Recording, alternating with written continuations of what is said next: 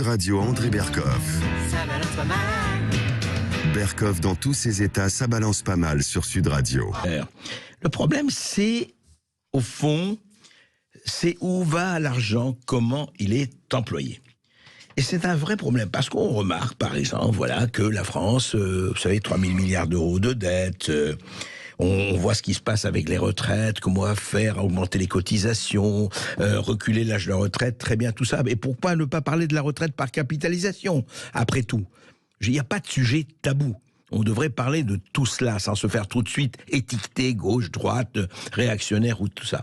Mais en même temps, on peut se poser des questions. Quand on apprend que la France va débloquer 1 milliard d'euros pour aider l'Afrique du Sud à sortir du charbon. 1 milliard d'euros. Alors que le charbon, on nous y en trop, depuis quelque temps. On a rouvert les centrales de Saint-Avold, et puis l'Allemagne prolifère dans le charbon, aux grandes dames des écologistes. Non, les écologistes ne disent plus rien.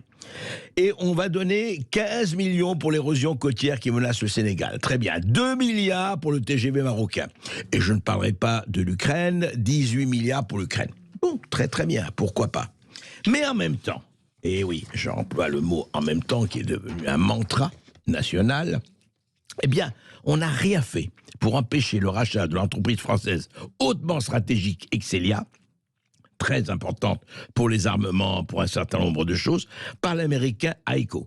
Voilà, c'est-à-dire, après ce qui s'est passé avec Alstom, les turbines qui fabriquent, qui entretiennent, qui sont le poumon des centrales nucléaires, qui a été vendu dans les circonstances que l'on sait à General Electric, et puis là, vraisemblablement racheté par nous beaucoup plus cher, eh bien, là aussi, voilà, eh bien, quoi qu'il en coûte, nous achetons, vous savez qu'il est interdit absolument, non seulement d'extraire du gaz de schiste, mais même de répertorier si en France, par hasard, on aurait du gaz de schiste. Horreur et putréfaction. Mais en même temps, on achète du gaz de schiste aux Américains, qui sont devenus les premiers exportateurs du gaz de schiste. Les Américains qui ne vendaient rien en gaz, eh bien, ça marche du tonnerre de Dieu, c'est formidable, et voilà. Et nous contribuons, et nous dépensons.